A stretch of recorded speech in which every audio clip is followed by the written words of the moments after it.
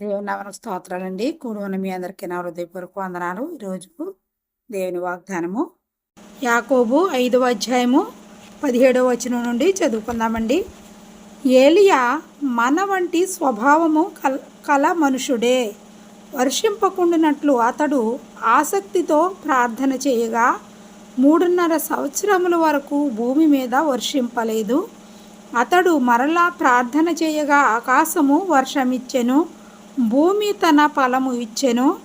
నా సహోదరులారా, మీలో ఎవడైనను సత్యము నుండి తొలగిపోయినప్పుడు మరి ఒకడు అతనిని సత్యమునకు మళ్లించిన ఎడల పాపిని వాని తప్పు మార్గము నుండి మళ్లించువాడు మరణము నుండి ఒక ఆత్మను రక్షించి అనేక పాపములను కప్పివేయునని తాను తెలుసుకొనవలెను. దేవుడి వాక్యమును దీవించును కాక కదండి. మరి వాక్యంలోని భావము మరి ఏలియా గారు కూడా మనలాంటి స్వభావము కలిగిన వారే, కానీ ఆయన ప్రార్థన చేయగా వర్షం కూడా ఆగిపోయిందంట. మరి దేవుడు పరలోక రాజ్యంలో ఆయన మొర ఆలకించి ఆ వర్షాన్ని ఆఫ్ చేసినట్లుగా మనం ఈ వాక్యంలో వింటున్నాం కదండి.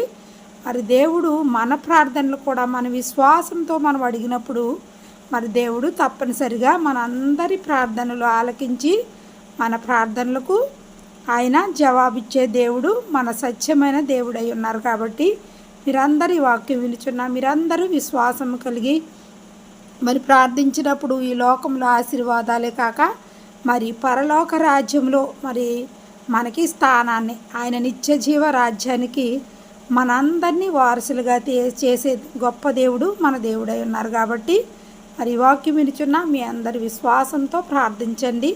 మరి 2 నిమిషాలు ప్రార్థన చేసుకుందామండి. సకలాసిధములకు కారణభూతులైన ప్రియ పరలోక తండ్రి, మీకు వందనాలు స్తోత్రం నాయన. ఇదిగో ప్రభా, ఎంతమంది బిడ్డలు అయితే ఈ వాక్యం వినుచున్నారో ప్రతి బిడ్డను మీరు దీవించండి, ఆశీర్వదించండి నాయన. మరి నాయన ఈ లోకంలో ఆశీర్వాదాలు కాదు కానీ ప్రభా, మరి నీ నిత్య జీవరాజ్యానికి మేమందరము వారసులమే ప్రభా. నిత్యము యుగయుగాలు నీతో సంతోషించి నేను స్తుతించి నిన్ను కొనియాడే బిడ్డలుగా మా అందరినీ ప్రభా నీ రాజ్యము కొరకు సిద్ధపాటు చేసి నీ మీరే మహిమ ఘనత ప్రభావములు పొందుకొనమని యేసయ్య అతి శ్రేష్టమైన నామను అడిగి పొందుకొని ఉన్నాము తండ్రి. Amen, amen, amen.